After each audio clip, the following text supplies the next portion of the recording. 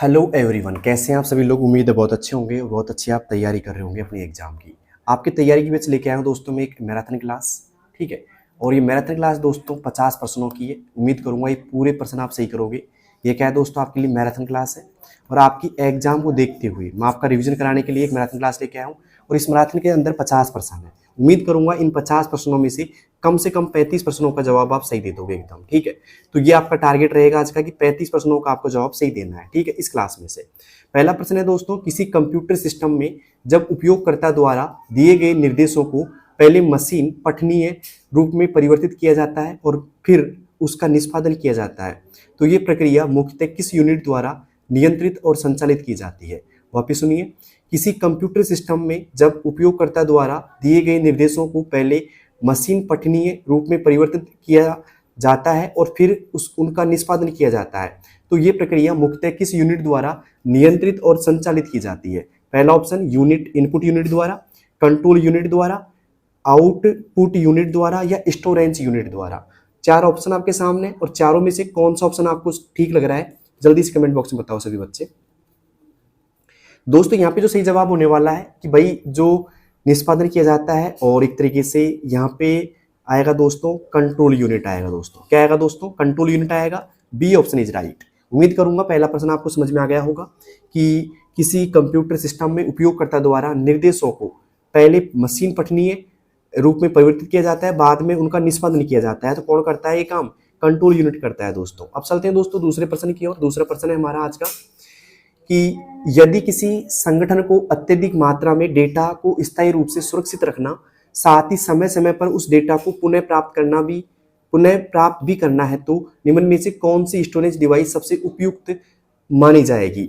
यदि किसी संगठन को अत्यधिक मात्रा में डेटा को स्थानीय रूप से सुरक्षित रखना, साथ ही समय समय पर उस डेटा को पुनः प्राप्त करना, तो निम्न में से कौन सी स्टोरेज सबसे उपयुक्त मानी जाएगी। RAM, cache memory, hard disk drive या फिर रजिस्टर।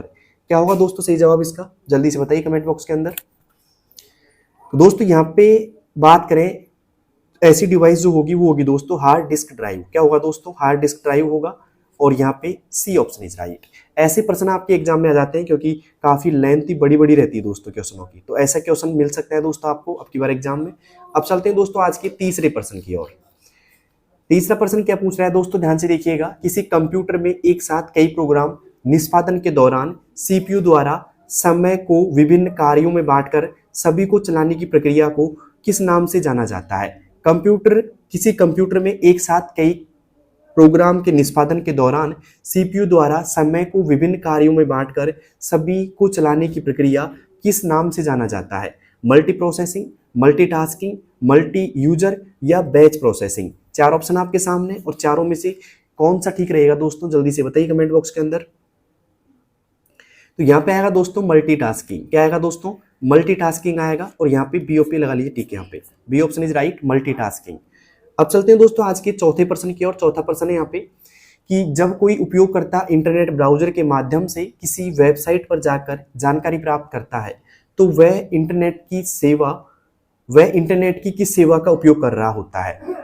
जब कोई उपयोगकर्ता इंटरनेट ब्राउजर के माध्यम से किसी वेबसाइट पर जानकारी प्राप्त करता है, तो वह इंटरनेट की किस सेवा का उपयोग कर रहा होता है। फाइल ट्रांसफर प्रोटोकॉल का, सिंपल मेल ट्रांसफर प्रोटोकॉल का, वर्ल्ड वाइड वेब का या टेलनेट का। बताइए दोस्तों क्या होगा इसका सही जवाब। तो यहां पे बात करें दोस्तों, जो सेवा का प्रयोग करेगा वो करेगा दोस्तों यहाँ पे वर्ल्ड वाइड वेब का। किसका दोस्तों, वर्ल्ड वाइड वेब का करेगा। यहाँ पे बात करें फाइल ट्रांसफर प्रोटोकॉल, एफटीपी का पूरा नाम है। सवाल आएगा एफटीपी का पूरा नाम क्या होता है, फाइल ट्रांसफर प्रोटोकॉल होता है। सिंपल मेल ट्रांसफर दोस्तों फुल फॉर्म है एसएमटीपी का। किसका दोस्तों, एसएमटीपी का। एसएमटीपी मतलब सिंपल मेल ट्रांसफर होता है, ट्रांसफर प्रोटोकॉल। और डब्ल्यू का कौन होता है दोस्तों, यहाँ पे वर्ल्ड वाइड वेब होता है। उम्मीद करता हूं चौथा प्रश्न आपको समझ में आ गया होगा। अब चलते हैं दोस्तों आज के पांचवें प्रश्न की ओर। पांचवें प्रश्न सामने पूछ रहा है आपसे कि किसी कंप्यूटर सिस्टम में टच स्क्रीन का उपयोग करने पर यह किस प्रकार के डिवाइस की श्रेणी में आता है, क्योंकि ये दोनों प्रकार के कार्य कर सकता है। जो टच स्क्रीन होती है ये दोनों प्रकार के कार्य कर सकती है दोस्तों।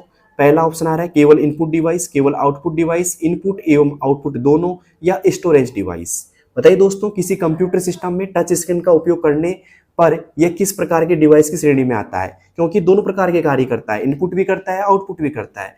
तो सीधी सी बात है दोस्तों, इनपुट आउटपुट दोनों में आएगी, ये इनपुट आउटपुट दोनों में आएगी दोस्तों। पूछा जा सकता है आपसे कि टच स्क्रीन कौन से किस प्रकार का डिवाइस है, इनपुट आउटपुट दोनों प्रकार का डिवाइस है दोस्तों। तो उम्मीद करूंगा दोस्तों पहले 5 प्रश्नों के आंसर आपने सही दिए होंगे कमेंट बॉक्स के अंदर। अब चलते हैं छठे प्रश्न की ओर। छठा प्रश्न पूछ रहा है दोस्तों आपसे, यदि किसी फाइल का एक्सटेंशन .pptx है तो वह किस प्रकार के सॉफ्टवेयर से संबंधित होती है और उसका मुख्य उपयोग क्या होता है।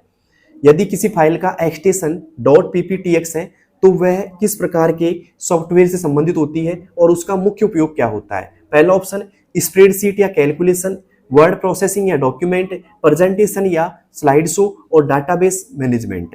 दोस्तों यहाँ पे बात की जा रही फाइल एक्सटेंशन .pptx, तो ये दोस्तों होता है एक तरीके से प्रेजेंटेशन स्लाइड शो। क्या होगा दोस्तों यहाँ पे प्रेजेंटेशन स्लाइड शो होगा। छठे में आएगा दोस्तों सी ऑप्शन। बात करें दोस्तों स्प्रेडशीट की तो ये होता है दोस्तों .xlsx होगा दोस्तों। वर्ड प्रोसेसिंग की बात करें दोस्तों .docx होगा इसमें, ठीक है। तो उम्मीद करूंगा ये प्रश्न भी आपको समझ में आ गया होगा। और 6 प्रश्नों में से आपके कितने प्रश्न एकदम सही हो चुके हैं जल्दी से मुझे कमेंट बॉक्स में बता सकते हो। अब चलते हैं क्वेश्चन नंबर 7 की तरफ दोस्तों। तो 7 नंबर का क्वेश्चन है कि निम्न में से कौन सा क्लाउड कंप्यूटिंग का उदाहरण है। निम्न में से कौन सा क्लाउड कंप्यूटिंग का उदाहरण है। Local disk, Google drive, CD या पेन ड्राइव। दोस्तों बात करें यहाँ पे क्लाउड कंप्यूटिंग की तो क्लाउड कंप्यूटिंग का मतलब होता है दोस्तों इंटरनेट पे डाटा स्टोर करना। इंटरनेट पर डेटा स्टोर करना, डेटा स्टोर करना क्या कहलाता है दोस्तों, क्लाउड कंप्यूटिंग के अंतर्गत आता है। तो यहाँ पे कौन सा उदाहरण है दोस्तों इसका, गूगल ड्राइव है दोस्तों। क्या है दोस्तों, गूगल ड्राइव आएगा। गूगल ड्राइव की बात करें तो ये दोस्तों 15 GB तक फ्री डाटा एक्सेस की सुविधा देता है। 15 GB तक क्या करता है दोस्तों कि फ्री डाटा एक्सेस की सुविधा देता है, ठीक है। सवाल आ सकता है कि गूगल ड्राइव में हम कितने GB तक डाटा स्टोर कर सकते हैं, एकदम फ्री में 15 GB तक कर सकते हैं, ठीक है। तो उम्मीद करूंगा दोस्तों ये भी समझ में आ गया होगा आपको 7वां प्रश्न। अब चलते हैं दोस्तों बिना किसी देरी के आज के 8वें प्रश्न की ओर। 8वां प्रश्न क्या पूछ रहा है आपसे, ध्यान से देखिएगा कि यदि किसी उपयोगकर्ता अपने कंप्यूटर को वायरस, मालवेयर या तथा अन्य साइबर खतरों से सुरक्षित रखता है तो उसे निम्न में से कौन सा उपाय अपनाना चाहिए। यदि किसी उपयोगकर्ता को अपने कंप्यूटर को वायरस, मालवेयर तथा अन्य साइबर खतरों से सुरक्षित रखना है तो उसे निम्न में से कौन सा उपाय अपनाना चाहिए। पहला ऑप्शन केवल इंटरनेट बंद रखना, रैम बढ़ाना, मॉनिटर बदलना या फिर एंटीवायरस एवं फायरवॉल का उपयोग करना। दोस्तों क्या होगा इसका सही जवाब, अगर आपको आता है तो कमेंट बॉक्स में आप आंसर दे सकते हैं। तो यहाँ पे आएगा दोस्तों ऐसे करने के लिए उसको एंटीवायरस एवं फायरवॉल का उपयोग करना चाहिए। तो यहाँ पे आएगा दोस्तों D option is right, antivirus एवं फायरवॉल का उपयोग करना चाहिए। अब चलते हैं दोस्तों आज की 9वें क्वेश्चन की ओर। 9वां क्वेश्चन पूछ रहा है आपसे कि क्लाउड कंप्यूटिंग के संदर्भ में जब डेटा किसी स्थानीय कंप्यूटर के बजाय इंटरनेट पर स्थित सर्वर पर संग्रहित किया जा सकता है या किया जाता है तो उसे क्या कहा जाता है। सीधी सी बात क्या है दोस्तों कि जब डेटा स्थानीय कंप्यूटर के बजाय इंटरनेट पर स्थिर सर्वर पर संग्रहित किया जाता है, स्टोर किया जाता है तो उसे क्या कहा जाता है। Local storage, remote server storage, temporary storage या ऑफलाइन स्टोरेज। बताइए दोस्तों, बड़ा इंपॉर्टेंट क्वेश्चन है और ऐसे क्वेश्चन एग्जाम में मिल जाते हैं आपको और इनको गलत नहीं करके आना है आपको, ठीक है। तो देखते हैं किन किन बच्चों की तैयारी अच्छी है। दोस्तों ऐसे सर्वर पर इंटरनेट सर्वर पर इसे क्या कहा जाता है दोस्तों, तो यहाँ पे जब डेटा ऐसा करता है दोस्तों, जब डेटा स्थानीय कंप्यूटर की बजाय इंटरनेट सर्वर पर संग्रहित होता है तो उसे कहते हैं दोस्तों रिमोट सर्वर स्टोरेज। क्या बोलते हैं दोस्तों, रिमोट सर्वर स्टोरेज बोलते हैं। B option is right. उम्मीद करूंगा 9वां प्रश्न आपका एकदम सही हो गया होगा। तो किन किन बच्चों के 9 में से 9 एकदम सही हो चुके हैं भाई जल्दी से बताइए कमेंट बॉक्स के अंदर। अब चलते हैं दोस्तों आज के 10वें प्रश्न की ओर। 10वां प्रश्न पूछ रहा है आपसे कि जब किसी वेबसाइट का URL HTTPS से प्रारंभ होता है तो यह किस बात का संकेत देता है।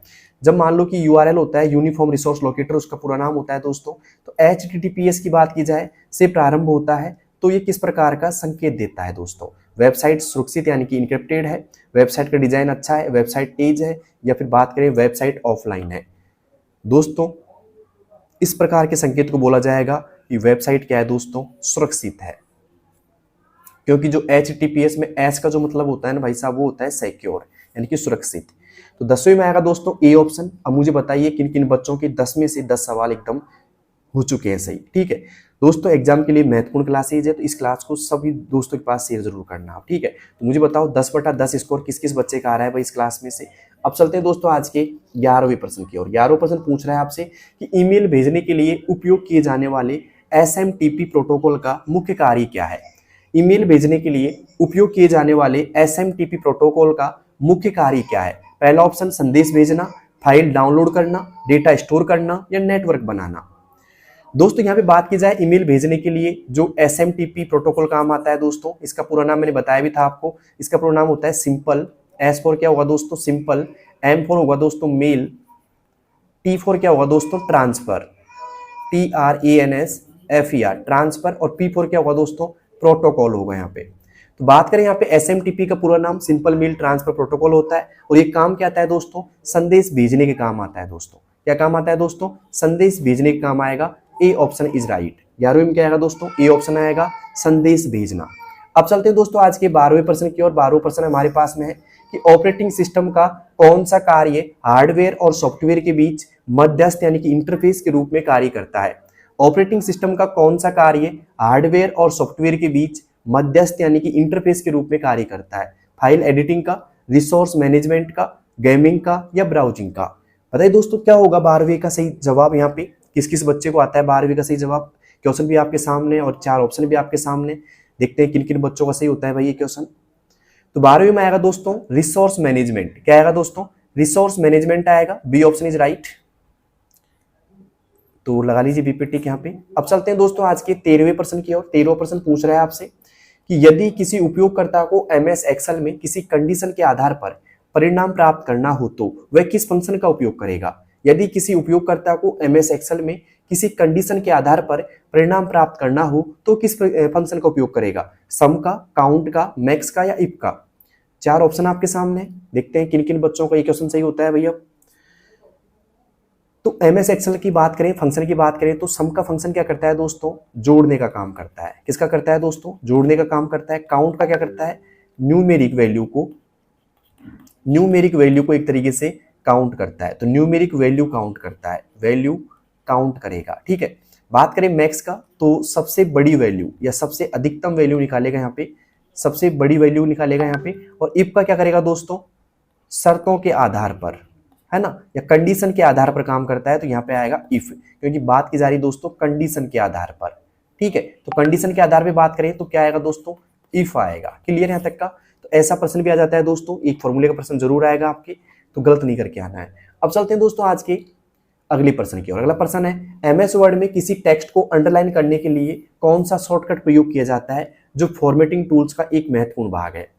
बताइए दोस्तों, MS वर्ड में टेक्स्ट को अंडरलाइन करने की बात की जा रही है यहाँ पे। तो अंडरलाइन की बात की जा रही है तो कौन सा शॉर्टकट प्रयोग किया जाता है जो फॉर्मेटिंग टूल्स का एक महत्वपूर्ण भाग है। Ctrl+B, Ctrl+I, Ctrl+U या Ctrl+P। दोस्तों बात करें अंडरलाइन की तो ये होता है दोस्तों कंट्रोल के साथ में आप U प्रेस करेंगे। क्या दोस्तों, Ctrl+U प्रेस करेंगे। C option is right. अब बात करें Ctrl+B से क्या होता है दोस्तों, बोल्ड होता है। Ctrl+I की बात करें दोस्तों यहाँ पे तो इटैलिक होता है। और Ctrl+P की बात करें दोस्तों यहाँ पे क्या होगा दोस्तों, प्रिंट होता है। तो 4 ऑप्शन मैंने समझा दिया आपको। MS वर्ड में किसी टेक्स्ट को अंडरलाइन करना है आपको तो क्या प्रेस करेंगे दोस्तों, Ctrl+U प्रेस करेंगे। अब चलते हैं दोस्तों आज के 15वें प्रश्न की ओर। 15वां प्रश्न पूछ रहा है आपसे कि पावर पॉइंट में स्लाइड शो प्रारंभ करने के लिए F5 की का उपयोग क्यों किया जाता है। पावर पॉइंट में स्लाइड शो प्रारंभ करने के लिए F5 की का उपयोग क्यों किया जाता है। पहला ऑप्शन स्लाइड डिलीट करने के लिए, प्रेजेंटेशन शुरू करने के लिए, सेव करने के लिए या प्रिंट करने के लिए। तो यहाँ पे F5 की का जो प्रयोग किया जाता है ना भाई साहब, वो किया जाता है प्रेजेंटेशन शुरू करने के लिए। किसके लिए दोस्तों, प्रेजेंटेशन शुरू करने के लिए यहाँ पे किया जाता है दोस्तों F5 की का प्रयोग। तो 15वां प्रश्न में आएगा बी ऑप्शन इज राइट। अब मुझे बताओ 15 में से आपके कितने प्रश्न ऐसे हैं जो एकदम सही हो चुके हैं। अब चलते हैं दोस्तों आज के 16वें प्रश्न की ओर। 16वां प्रश्न पूछ रहा है आपसे कि यदि किसी व्यक्ति इंटरनेट पर नकली वेबसाइट बनाकर उपयोगकर्ताओं से उनकी निजी जानकारी प्राप्त करता है तो इस प्रकार के साइबर अपराध को क्या कहा जाता है। यदि कोई व्यक्ति इंटरनेट पर नकली वेबसाइट बनाकर उपयोगकर्ताओं से उनकी निजी जानकारी प्राप्त करता है तो इस प्रकार के अपराध को क्या कहा जाता है। हैकिंग, फिशिंग, स्पैमिंग या ट्रैकिंग। दोस्तों इस प्रकार के अपराध को कहा जाएगा फिशिंग। क्या कहा जाएगा दोस्तों, फिशिंग अटैक कहा जाएगा, ठीक है। मतलब आपकी संवेदनशील जानकारी चुराना फिशिंग अटैक के अंतर्गत आता है। 16वें में क्या आएगा दोस्तों यहाँ पे बी ऑप्शन इज राइट। अब चलते हैं दोस्तों आज के 17वें प्रश्न की ओर। 17वां प्रश्न पूछ रहा है आपसे कि डाटाबेस में प्राइमरी की का उपयोग किस उद्देश्य के लिए किया जाता है। डाटाबेस में प्राइमरी की का उपयोग किस उद्देश्य के लिए किया जाता है। डेटा को डिलीट करना, डेटा को कॉपी करना, डेटा को फॉर्मेट करना या प्रत्येक रिकॉर्ड की यूनिक पहचान करना। दोस्तों बात करें डेटाबेस में प्राइमरी की का जो उपयोग किया जाता है वो क्यों किया जाता है, तो यहाँ पे आएगा प्रत्येक रिकॉर्ड को यूनिक पहचान प्रदान करना। प्रत्येक रिकॉर्ड को यूनिक पहचान प्रदान करना। 17वें में क्या आएगा दोस्तों डी ऑप्शन इज राइट। अब चलते हैं दोस्तों आज के 18वें प्रश्न की ओर। 18वां प्रश्न पूछ रहा है आपसे कि एक्सेल में काउंट फंक्शन का उपयोग किस प्रकार के डेटा पर किया जाता है और इसका मुख्य उद्देश्य क्या होता है। दोस्तों बात करें यहाँ पे काउंट के फंक्शन की, 4 ऑप्शन आपके सामने। पहला न्यूमेरिक डेटा की गिनती करना, दूसरा टेक्स्ट जोड़ना, तीसरा एवरेज निकालना और चौथा है मैक्सिमम निकालना। तो भाई यहाँ पे बात करें काउंट का जो फंक्शन होता है वो करता है दोस्तों न्यूमेरिक डेटा की गिनती करना। क्या करता है दोस्तों न्यूमेरिक डेटा की गिनती करना। 18वें में आएगा दोस्तों ए option is right, numeric data की गिनती करना।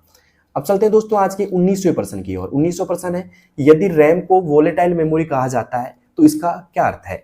यदि रैम को वोलेटाइल मेमोरी कहा जाता है तो इसका क्या अर्थ है। ये बहुत तेज होती है, ये डेटा स्थायी रूप से रहता है यहाँ पे, या बिजली जाते ही डेटा नष्ट हो जाता है, ये केवल पढ़ने योग्य रहती है या योग्य होती है।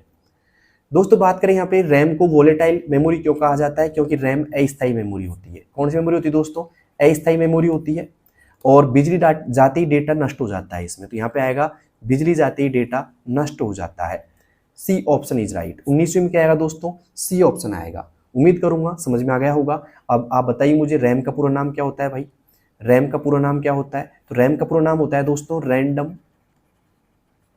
Access memory. क्या होता है दोस्तों रैंडम एक्सेस मेमोरी होता है। ठीक है, ये क्लास उन बच्चों के लिए जिन्होंने अभी तक कुछ भी नहीं पढ़ा, तो जल्दी जल्दी एक बार तैयारी कर लीजिए अपनी, ठीक है, जिससे और बेनिफिट होगा एग्जाम के अंदर। अब चलते हैं दोस्तों आज के 20वें प्रश्न की और 20वां प्रश्न है कि फायरवेल का उपयोग नेटवर्क सुरक्षा में किस उद्देश्य से किया जाता है। फायरवेल का उपयोग नेटवर्क सुरक्षा में किस उद्देश्य से किया जाता है। पहला डेटा स्टोर करना, अनाधिकृत एक्सेस को रोकना, फाइल प्रिंट करना या इंटरनेट स्पीड बढ़ाना। बताइए दोस्तों क्या होगा इसका सही जवाब। फायरवेल का उपयोग नेटवर्क सुरक्षा में किस उद्देश्य से किया जाता है। दोस्तों बात करें यहाँ पे 20वें प्रश्न की, तो यहाँ पे फायरवेल का जो उपयोग किया जाता है ना भाई, वो किया जाता है अनाधिकृत डेटा या अनाधिकृत एक्सेस को रोकना।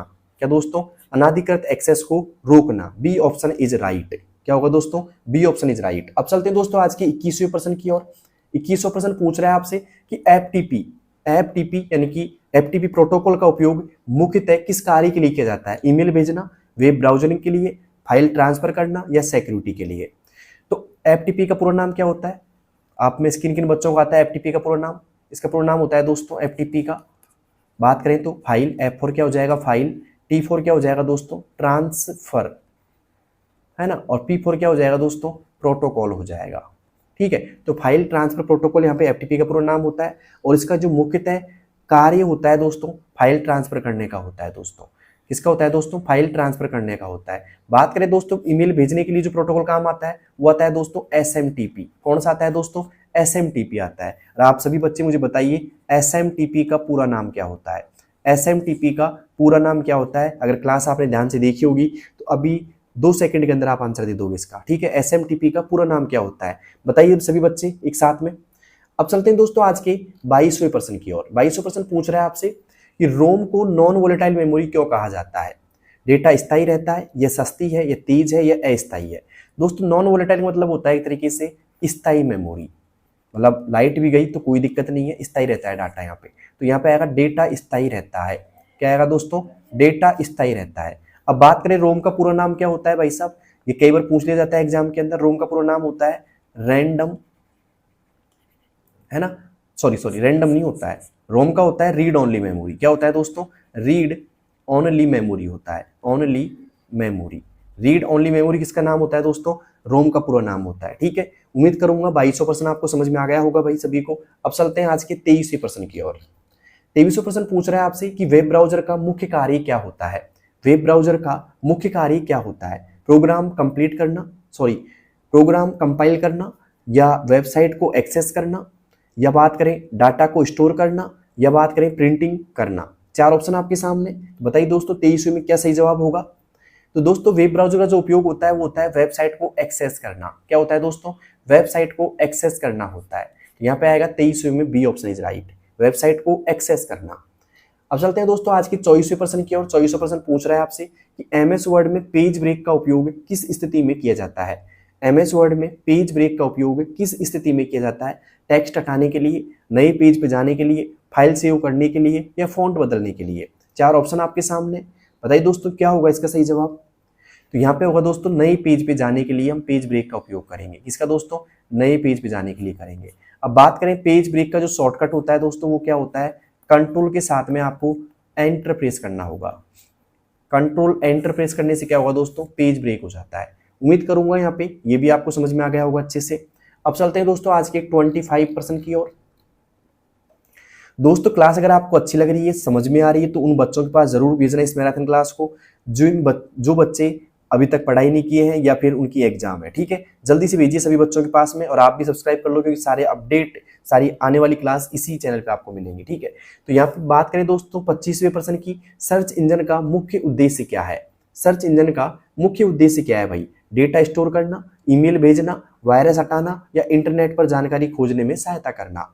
दोस्तों सर्च इंजन की बात करें तो इसमें हम क्या करते हैं? इंटरनेट पर जानकारी खोजने में सहायता करता है। ये इंटरनेट पर जानकारी खोजने में सहायता करता है दोस्तों ये। तो उम्मीद करता हूं 25वें में आपने डी ऑप्शन कर लिया होगा। अब चलते हैं दोस्तों आज के 26वें प्रश्न की ओर। 26वां प्रश्न है दोस्तों कि एक्सेल में वीलुकअप का उपयोग किस कार्य के लिए किया जाता है? एक्सेल में वीलुकअप का उपयोग किस कार्य के लिए किया जाता है? डाटा डिलीट करना, प्रिंट करना, कॉपी करना या वर्टिकल लुकअप करना। बताइए दोस्तों एक्सेल में वीलुकअप का उपयोग किस प्रकार के कार्य को करने के लिए किया जाता है? दोस्तों हमें अगर वर्टिकल लुकअप करना है तो इसका उपयोग करेंगे, V for vertical lookup. Okay, vertical lookup करने के लिए तो यहाँ पे आएगा दोस्तों D option is right. Okay, अब चलते हैं दोस्तों आज के 27वें क्वेश्चन की ओर। आईपी एड्रेस का उपयोग किस लिए किया जाता है? फाइल नेमिंग के लिए, पासवर्ड के लिए, डिवाइस आइडेंटिफिकेशन के लिए या स्टोरेज के लिए? वेरी इंपॉर्टेंट पर्सन, यह ऐसा एग्जाम में मिल जाता है दोस्तों कि आईपी एड्रेस का उपयोग किस लिए किया जाता है। तो ये किया जाता है दोस्तों डिवाइस आइडेंटिफिकेशन के लिए। इसके लिए दोस्तों डिवाइस आइडेंटिफिकेशन के लिए किया जाता है। आईपी एड्रेस की बात करें दोस्तों पूरे नाम की तो ये होता है दोस्तों इंटरनेट प्रोटोकॉल। क्या नाम होता है दोस्तों? इंटरनेट प्रोटोकॉल इसका पूरा नाम होता है, प्रोटोकॉल। ठीक है, और कैसे दिखाई देता है? एग्जाम्पल दिखा रहा हूं आपको आईपी एड्रेस का। एग्जाम्पल जैसे कि 192.165.7.8 ऐसे कुछ दिखाई देता है दोस्तों आईपी एड्रेस आपको। ठीक है, ऐसे नंबर्स में रहता है दोस्तों ये, नंबर और डॉट में रहता है दोस्तों ये आईपी एड्रेस। ठीक है, अब बात करते हैं दोस्तों आज के 28वें प्रश्न की ओर, क्योंकि यहाँ पे 27 आपको समझ में आ गया होगा सभी बच्चों को।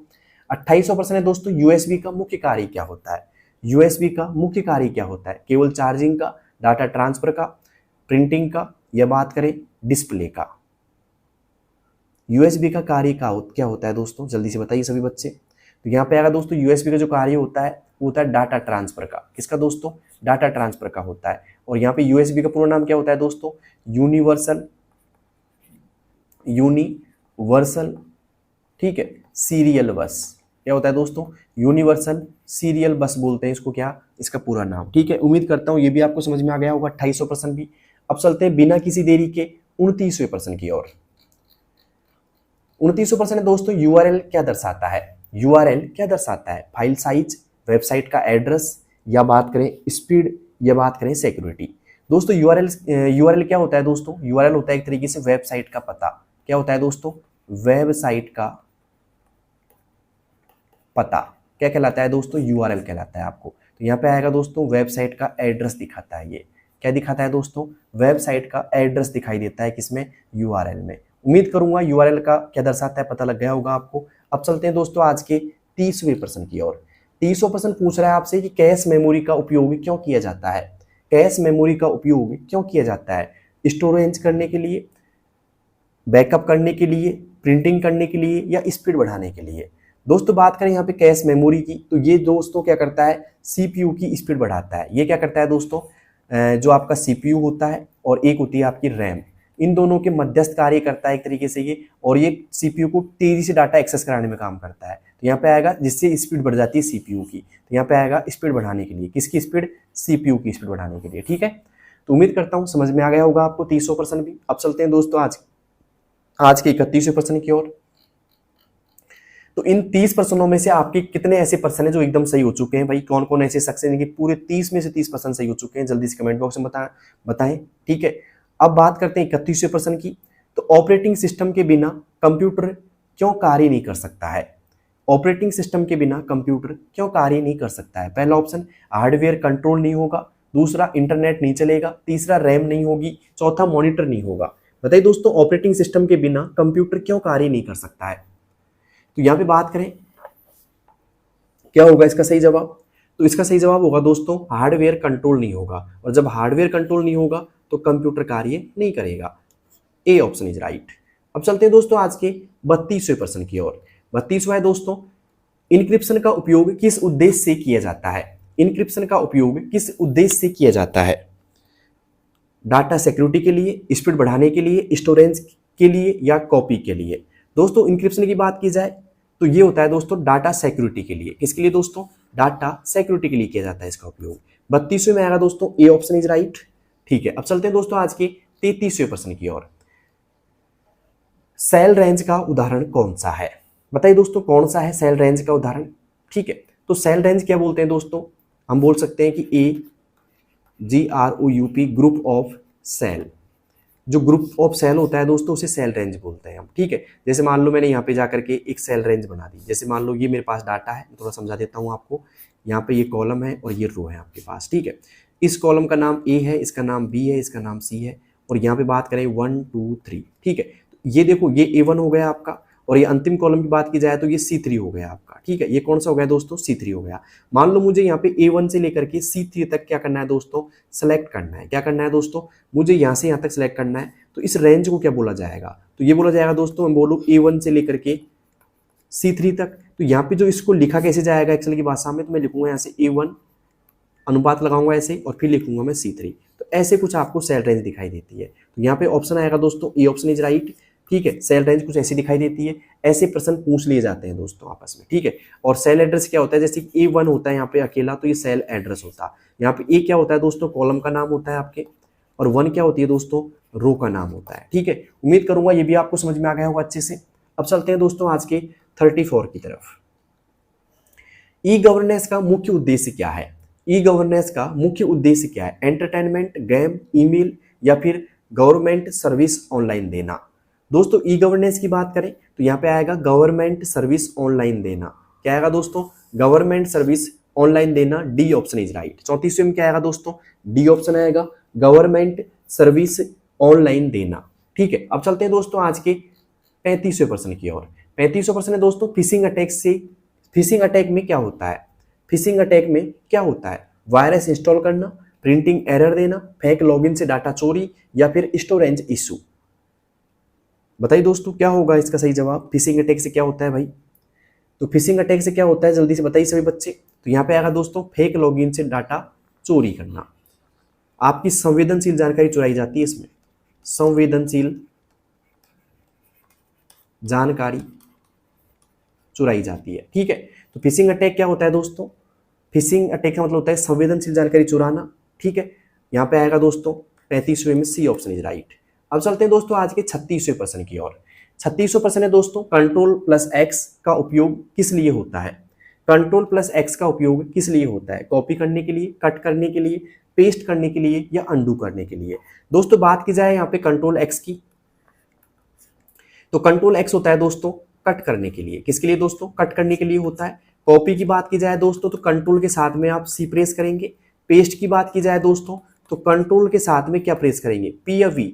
क्या होगा दोस्तों? पेस्ट के लिए कंट्रोल पी होता है या कंट्रोल वी होता है? तो दोस्तों पी फॉर पेस्ट नहीं होता है, कंट्रोल वी फॉर क्या होता है दोस्तों? पेस्ट होता है। अंडू की क्या होती है दोस्तों? कंट्रोल के साथ में हम क्या प्रेस करेंगे? जेड प्रेस करेंगे दोस्तों। कंट्रोल के साथ में क्या प्रेस करना पड़ेगा हमको? जेड प्रेस करना होगा दोस्तों अंडू के लिए। उम्मीद करूंगा 36वां प्रश्न आपको समझ में आ गया होगा सभी बच्चों को। अब चलते हैं दोस्तों आज के 37वें प्रश्न की ओर। क्लास अगर आपको अच्छी लग रही है तो उन बच्चों के पास जरूर शेयर करना जिनकी RSCET की एग्जाम है। 37वां प्रश्न है, क्लाउड कंप्यूटिंग का मुख्य लाभ क्या है? क्लाउड कंप्यूटिंग का मुख्य लाभ क्या है भाई? ऑफलाइन यूज करना, स्लो स्पीड, एनीवेयर एक्सेस, या वायरस? दोस्तों क्लाउड कंप्यूटिंग मतलब होता है कि आप इंटरनेट पे डाटा स्टोर कर सकते हैं। तो यहाँ पे आएगा एनीवेयर एक्सेस। क्या आएगा दोस्तों? एनीवेयर एक्सेस आएगा। C option is right. क्या आएगा दोस्तों, एनीवेयर एक्सेस। उम्मीद करूंगा दोस्तों 37% भी आपको समझ में आ गया होगा। अब चलते हैं दोस्तों आज के 38वें प्रश्न की ओर। 38वां प्रश्न है दोस्तों, पावर पॉइंट में एनिमेशन का उपयोग क्यों किया जाता है? पावर पॉइंट में एनिमेशन का उपयोग क्यों किया जाता है? डाटा डिलीट करने के लिए, वायरस विजुअल इफेक्ट देने के लिए, या सेव करने के लिए, या प्रिंट करने के लिए? दोस्तों एनिमेशन से क्या होता है, इफेक्ट आते हैं दोस्तों, और कौन से इफेक्ट आते हैं, विजुअल इफेक्ट देने के लिए स्लाइड पर, ठीक है। तो B option is right. Okay, अब चलते हैं दोस्तों आज के 39वें प्रश्न की ओर। पूछ रहा है दोस्तों आपसे कि किसी कंप्यूटर सिस्टम में वह कौन सा घटक होता है जो यूजर द्वारा दिए गए निर्देशों को प्रोसेस करके उपयोगी परिणाम देता है, जिसे ब्रेन ऑफ कंप्यूटर भी कहा जाता है। Very important person. किसी कंप्यूटर सिस्टम में वह कौन सा घटक होता है जो यूजर द्वारा दिए गए निर्देशों को प्रोसेस करके उपयोगी परिणाम देता है, जिसे हम ब्रेन ऑफ कंप्यूटर भी कहते हैं। Input unit, memory unit, CPU या आउटपुट यूनिट। दोस्तों ब्रेन ऑफ कंप्यूटर किसे कहा जाता है, सीपीयू को कहा जाता है, सेंट्रल प्रोसेसिंग यूनिट को। तो यहाँ पे आएगा सीपीयू। क्या आएगा दोस्तों, सीपीयू आएगा, ठीक है। उम्मीद करूंगा 39 आपको समझ में आ गया होगा। अब चलते हैं दोस्तों आज के 40वें प्रश्न की ओर। 40वां प्रश्न पूछ रहा है आपसे कि यदि किसी यूजर को बड़ी मात्रा में डेटा को स्थायी रूप से स्टोर करना हो और उसे बार बार एक्सेस भी करना हो, तो निम्न में से कौन सी मेमोरी सबसे उपयुक्त होगी? बताइए दोस्तों, रैम होगी, कैश मेमोरी होगी, हार्ड डिस्क होगी, या रजिस्टर होगी? जल्दी से बताइए दोस्तों क्या होगा 40वें का सही जवाब।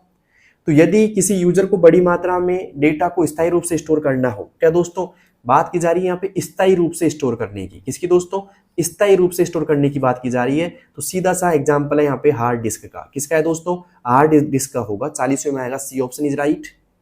क्या होगा दोस्तों, हार्ड डिस्क होगा। ओके, अब चलते हैं दोस्तों आज के 41वें प्रश्न की ओर। लेकिन मुझे बताइए सभी बच्चे कमेंट बॉक्स के अंदर कि आपके इन 40 प्रश्नों में से कितने प्रश्न ऐसे हैं जो एकदम सही हो चुके हैं। कौन कौन 40 के 40 सही कर चुका है दोस्तों, बताना मुझे। 41वां प्रश्न है, पूछ रहा है आपसे कि जब किसी कंप्यूटर में एक साथ कई प्रोग्राम चल रहे होते हैं और सीपीयू उनके बीच समय बांटकर काम करता है, तो इस प्रक्रिया को क्या कहा जाता है? Multitasking, multi processing, multi user, या थ्रेडिंग? क्या होगा दोस्तों सही जवाब इसका, कि जब किसी कंप्यूटर में एक साथ कई प्रोग्राम चल रहे होते हैं और सीपीयू उनके बीच समय बांटकर काम करता है, तो इस प्रक्रिया को क्या कहा जाता है? क्या कहते हैं इस प्रक्रिया को? तो इसे बोलते हैं दोस्तों मल्टीटास्किंग। क्या बोलते हैं भाई साहब, मल्टीटास्किंग बोलते हैं। ए ऑप्शन इज राइट। ओके, अब चलते हैं दोस्तों आज की 42 की तरफ। 42 आपसे पूछ रहा है कि यदि कोई यूजर इंटरनेट का उपयोग करके किसी वेबसाइट से जानकारी प्राप्त करता है, तो वह किस प्रकार की सेवा का उपयोग कर रहा है? यदि कोई यूजर इंटरनेट का उपयोग करके किसी वेबसाइट से जानकारी प्राप्त करता है, तो वह किस प्रकार की सेवा का उपयोग कर रहा है? एफटीपी का, एसएमटीपी का, टेलनेट का, या डब्ल्यूडब्ल्यूडब्ल्यू का? बताइए दोस्तों क्या होगा इसका सही जवाब। यदि कोई यूजर इंटरनेट का उपयोग करके वेबसाइट से जानकारी प्राप्त कर रहा है, तो वो करेगा दोस्तों www का। किसका दोस्तों, www का करेगा। उम्मीद करूंगा ये प्रश्न आपको समझ में आ गया होगा। फाइल ट्रांसफर करने का प्रोटोकॉल है एफटीपी। इसे क्या होता है दोस्तों, फाइल ट्रांसफर होती है, ठीक है। और बात करें दोस्तों यहाँ पे एसएमटीपी की, तो ईमेल भेजने के लिए काम आता है दोस्तों। किसके काम आता है दोस्तों, ईमेल भेजने के लिए काम आता है, ठीक है। एफटीपी का पूरा नाम होता है फाइल ट्रांसफर प्रोटोकॉल। क्या होता है दोस्तों, फाइल ट्रांसफर प्रोटोकॉल होता है। एसएमटीपी का पूरा नाम होता है सिंपल मेल ट्रांसफर प्रोटोकॉल। क्या होता है दोस्तों, सिंपल मेल ट्रांसफर प्रोटोकॉल होता है। उम्मीद करूंगा 42 आपको समझ में आ गया होगा। अब चलते हैं दोस्तों आज के अगले प्रश्न की ओर। अगला प्रश्न हमसे पूछ रहा है कि एक्सेल में चार्ट का उपयोग कर किसके लिए किया जाता है? एक्सेल में चार्ट का उपयोग किसके लिए किया जाता है भाई? डाटा डिलीट करने के लिए, ग्राफिकल रिप्रेजेंटेशन के लिए, सेव करने के लिए, या प्रिंट करने के लिए? बताइए दोस्तों एक्सेल में चार्ट का उपयोग किस लिए किया जाता है? दोस्तों एक्सेल में चार्ट का जो उपयोग किया जाता है ना भाई साहब, वो किया जाता है ग्राफिकल रिप्रेजेंटेशन करने के लिए, ग्राफिकल रूप में, ठीक है। अब चलते हैं दोस्तों आज के 44 की तरफ। 44वां प्रश्न है दोस्तों, कंप्यूटर वायरस किस प्रकार का खतरा है? कंप्यूटर वायरस किस प्रकार का खतरा है? हार्डवेयर का, सॉफ्टवेयर का, सॉफ्टवेयर थ्रेट का, डिवाइस का, या ओएस का? दोस्तों बात करें कंप्यूटर वायरस की, तो एक तरीके से सॉफ्टवेयर थ्रेट होता है दोस्तों। ये क्या होता है दोस्तों, सॉफ्टवेयर थ्रेट होता है। अब चलते हैं दोस्तों आज की 45 की तरफ। 45वां प्रश्न पूछ रहा है आपसे कि ईमेल में सीसी का उपयोग क्यों किया जाता है? ईमेल में सीसी का उपयोग क्यों किया जाता है? हिडन कॉपी के लिए, डिलीट कॉपी के लिए, या डिलीट करने के लिए, या विजुअल कॉपी के लिए, या बात करें सेव के लिए? दोस्तों यहाँ पे सीसी का पूरा नाम होता है कार्बन कॉपी। क्या होता है दोस्तों, कार्बन कॉपी होता है, ठीक है। और ये करता है दोस्तों विजुअल कॉपी। क्या करता है दोस्तों? विजुअल मतलब आप किसी को ईमेल भेज रहे हो तो उसका पता सभी को लग जाएगा जिसके पास में जाएगी ना। और हिडन होता है दोस्तों गुप्त रूप से भेजना, इसका उपयोग करेंगे बीसीसी के द्वारा। इसके द्वारा दोस्तों बीसीसी के द्वारा। कोई पूछे आपसे बीसीसी का पूरा नाम क्या होता है? Blind carbon copy. क्या होता है दोस्तों? ब्लाइंड कार्बन कॉपी होता है, ठीक है। उम्मीद करूंगा ये भी आपको समझ में आ गया होगा। अब चलते हैं दोस्तों आज के 46 की तरफ। 46वां प्रश्न है दोस्तों, ईमेल भेजने के लिए कौन सा प्रोटोकॉल उपयोग किया जाता है? ईमेल भेजने के लिए कौन सा प्रोटोकॉल उपयोग किया जाता है? HTTP, FTP, या फिर बात करें SMTP, या बात करें POP3। सॉरी POP है यहाँ पे, POP3 नहीं है। तो ईमेल भेजने की बात की जा रही है यहाँ पे, किसकी दोस्तों? ईमेल भेजने की। तो ये करता है दोस्तों SMTP काम। कौन करता है दोस्तों? SMTP। यहाँ पे बात करें दोस्तों SMTP का पूरा नाम क्या होता है? Simple mail transfer protocol. मैं लिखवा दिया पहले, वैसे तो एक नया है यहाँ पे POP3। ये तो दोस्तों ईमेल भेजने का काम करता है। अगर ईमेल प्राप्त करने की बात की जाए तो ये प्राप्त करने के लिए काम आता है दोस्तों POP। कौन आता है दोस्तों? POP प्राप्त करने की बात की जा रही है। यहाँ पे क्या आ रहा है? भेजने की बात की जा रही है, तो सही ऑप्शन होगा दोस्तों C option is right. SMTP के द्वारा हम ईमेल भेज सकते हैं किसी को, ठीक है। उम्मीद करूंगा ये प्रश्न भी आपको सही हो गया होगा आपका। अब चलते हैं दोस्तों आज के 47वें प्रश्न की ओर। पूछ रहा है दोस्तों, यदि किसी फाइल का एक्सटेंशन .docx है तो वह किस सॉफ्टवेयर से संबंधित है? यदि किसी फाइल का एक्सटेंशन .docx है तो वह किस सॉफ्टवेयर से संबंधित है? MS एक्सेल से, पावर पॉइंट से, एक्सेस से, या MS वर्ड से? बताइए दोस्तों क्या होगा इसका सही जवाब? यदि किसी फाइल का एक्सटेंशन .docx है तो वह किस सॉफ्टवेयर से संबंधित है? .docx की बात की जाए दोस्तों तो वो होगी एक तरीके से MS वर्ड से संबंधित। किससे दोस्तों? MS वर्ड से होगी। MS एक्सेल की बात की जाए तो ये होता है दोस्तों .xlsx होता है दोस्तों। पावर पॉइंट की बात करें तो ये होता है दोस्तों .pptx। क्या होता है दोस्तों? .pptx होता है। तो उम्मीद करूंगा ये समझ में आ गया होगा आपको। यहाँ पे आएगा दोस्तों MS वर्ड। बताइए दोस्तों इन 47 प्रश्नों में से आपके कितने प्रश्न ऐसे हैं जो एकदम सही हो चुके हैं? अब चलते हैं दोस्तों आज के 48वें प्रश्न की ओर। वाईफाई किस प्रकार की तकनीक है? वाईफाई किस प्रकार की तकनीक है? वायर्ड, वायरलेस, स्टोरेज, या फिर बात करें आउटपुट? दोस्तों वाईफाई की बात की जाए तो एक तरीके से वायरलेस तकनीक है दोस्तों। कौन सी तकनीक है दोस्तों की? वायरलेस तकनीक है। यहाँ पे आएगा 48वें में दोस्तों B option is right, wireless तकनीक। क्या आएगा दोस्तों? वायरलेस तकनीक आएगा। तो उम्मीद करता हूं दोस्तों यहाँ तक की क्लास आपको समझ में आ गई होगी और आपके 48 के 48 क्वेश्चन सही भी हो गए होंगे। अब चलते हैं 49वें क्वेश्चन की ओर। पूछ रहा है आपसे कि निम्न में से कौन सा उपकरण इनपुट और आउटपुट दोनों के रूप में कार्य करता है? कौन सा करता है भाई? तो देखिए दोस्तों कीबोर्ड सिर्फ इनपुट के लिए कार्य करता है, मॉनिटर करता है दोस्तों आउटपुट के लिए, सिर्फ आउटपुट के लिए करता है। टच स्क्रीन दोनों के लिए करती है, इनपुट के लिए भी करती है और आउटपुट के लिए भी करती है। तो यहाँ पे आएगा दोस्तों टच स्क्रीन। क्या आएगा दोस्तों? टच स्क्रीन आएगा। जबकि प्रिंटर की बात करें तो ये क्या करता है दोस्तों? आउटपुट के लिए कार्य करता है। और ये कौन सी कॉपी करता है दोस्तों? हार्ड कॉपी आउटपुट करता है, ठीक है। और यहाँ पे मॉनिटर की बात करें तो ये सॉफ्ट कॉपी आउटपुट करता है दोस्तों, सॉफ्ट कॉपी आउटपुट, है ना। ओके, तो 49वां आपको समझ में आ गया होगा अच्छे से। अब चलते हैं दोस्तों आज के अंतिम सवाल की ओर, 50वें की ओर। कंप्यूटर में डेटा को बाइनरी रूप में स्टोर किया जाता है। बाइनरी सिस्टम में कितने अंक होते हैं? कंप्यूटर में डेटा को बाइनरी रूप में स्टोर किया जाता है और बाइनरी सिस्टम में कितने अंक होते हैं? 2 होते हैं, 8 होते हैं, 10 होते हैं, या 16 होते हैं? बताइए दोस्तों जल्दी से कमेंट बॉक्स के अंदर। बाइनरी के रूप में जब स्टोर किया जाता है तो बाइनरी सिस्टम में कितने अंक होते हैं? तो दोस्तों बाइनरी सिस्टम में 2 अंक होते हैं। कितने अंक होते हैं दोस्तों? 2 अंक होते हैं। उम्मीद करता हूं दोस्तों क्लास आपको अच्छी लगी होगी, समझ में भी आई होगी। तो किन किन बच्चों को यहाँ पे क्लास समझ में आई है जल्दी से मुझे बताना दोस्तों कमेंट बॉक्स के अंदर। मिलते हैं दोस्तों नेक्स्ट क्लास में, तब तक के लिए बेस्ट ऑफ लक। अपनी तैयारी को और बेटर करते रहिएगा। आपकी जो एग्जाम होगी दोस्तों 35 प्रश्न आएंगे, उसके अंदर 35 प्रश्नों में से मतलब 35 के 35 करके आने, प्रत्येक प्रश्न आपका 2 नंबर का रहेगा, 70 नंबर का आपका पेपर रहने वाला है, ठीक है। और जो बच्चे इस पेपर में 14% सही करके आएंगे, ठीक है, वो क्या हो जाएंगे दोस्तों? पास हो जाएंगे। ध्यान रखना आपको 14 ही नहीं करना, आपको ज्यादा प्रश्न सही करने हैं, नेगेटिव मार्किंग आपकी होगी नहीं, ठीक है। और समय आपको मिलेगा दोस्तों 1 घंटे का। कितना मिलेगा दोस्तों? 1 घंटे का आपको समय मिलेगा। तो उम्मीद करूंगा कि आप 1 घंटे के अंदर पूरी 35% करके आओगे, ठीक है। तो दोस्तों क्लास कैसी लगी आपको कमेंट बॉक्स में बताना मुझे। तो मिलते हैं दोस्तों एक और बेटर क्लास में, तब तक के लिए बेस्ट ऑफ लक। अपनी तैयारी को बेटर करते रहिएगा। धन्यवाद। Thank you.